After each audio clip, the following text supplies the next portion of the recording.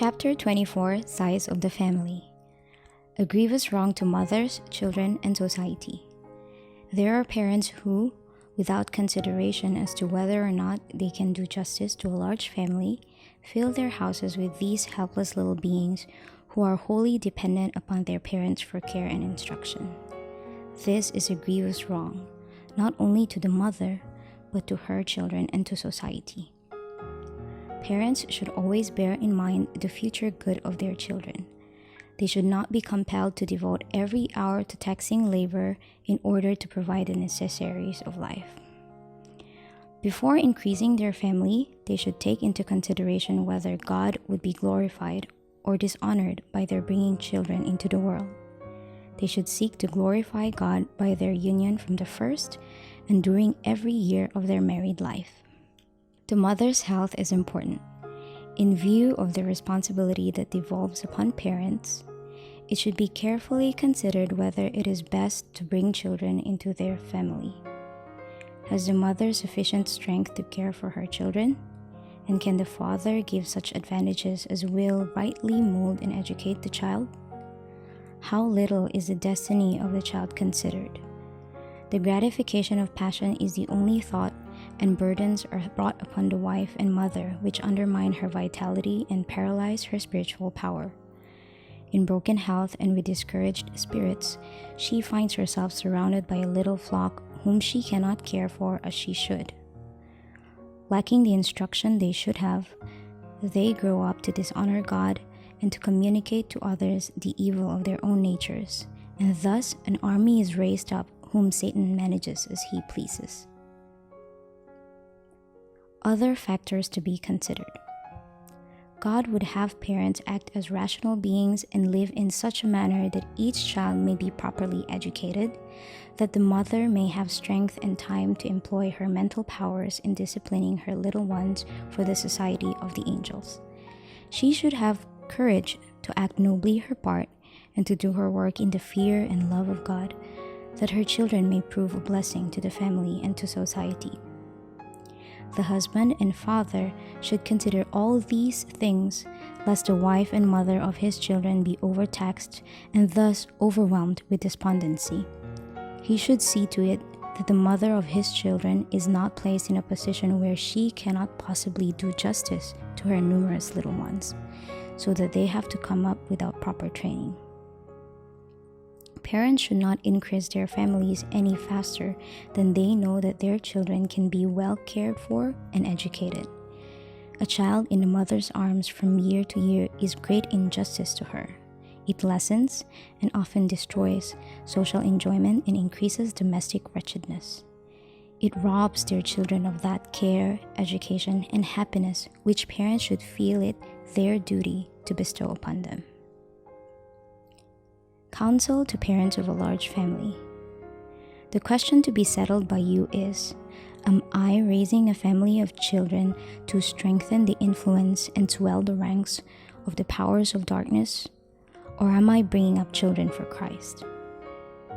If you do not govern your children and mold their characters to meet the requirements of God, then the fewer children there are to suffer from your defective training, the better it will be for you, their parents, and the better it will be for society.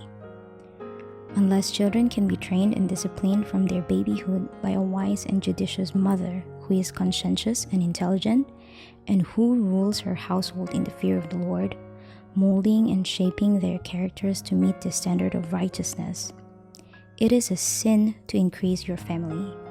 God has given you reason, and He requires you to use it. Fathers and mothers, when you know that you are deficient in a knowledge of how to train your child for the master, why do you not learn your lessons? Why do you continue to bring children into the world to swell the numbers in Satan's ranks? Is God pleased with this showing?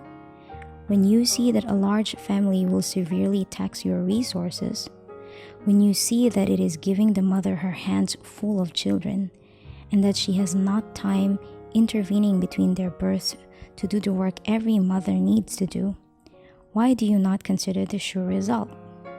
Every child draws upon the vitality of the mother, And when fathers and mothers do not use their reason in this matter, what chance is given to parents or children to be properly disciplined?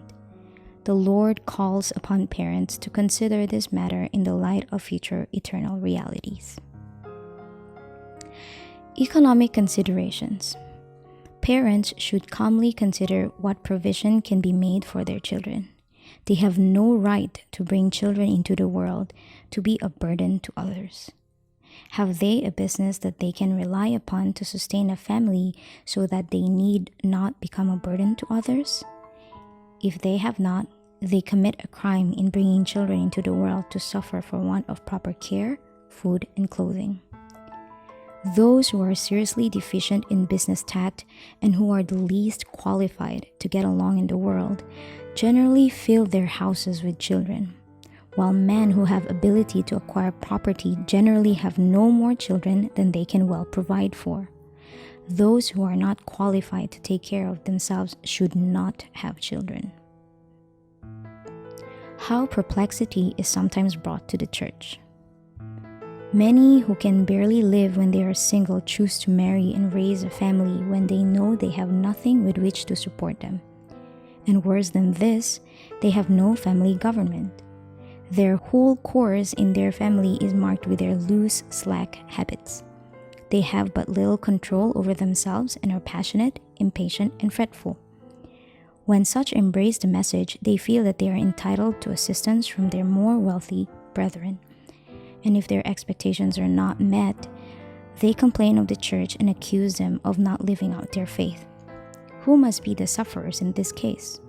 Must the cause of God be sapped and the treasury in different places exhausted to take care of these large families of poor? No, the parents must be the sufferers. They will not, as a general thing, suffer any great lack after they embrace the Sabbath than they did before. How missionary service may be restricted. In sending missionaries to distant countries, those men should be selected who know how to economize, who have not large families, and who, realizing the shortness of time and the great work to be accomplished, will not fill their hands and houses with children, but will keep themselves as free as possible from everything that will divert their minds from their one great work. The wife, if devoted and left free to do so, can, by standing by the side of her husband, accomplish as much as he. God has blessed women with talents to be used to His glory in bringing many sons and daughters to God. But many who might be efficient laborers are kept at home to care for the little ones. We want missionaries who are missionaries in the fullest sense of the word, who will put aside selfish considerations and let the cause of God come first, and who, working with an eye single to His glory, will keep themselves as minutemen to go where He shall bid and to work in any capacity to spread the knowledge of the truth. Men who have wives that love and fear God and that can help them in their work are needed in the missionary field. Many who have families go out to labor, but they do not give themselves entirely to the work. Their minds are divided. Wife and children draw them from their labor and often keep them out of fields that they might enter, were it not that they think they must be near their home.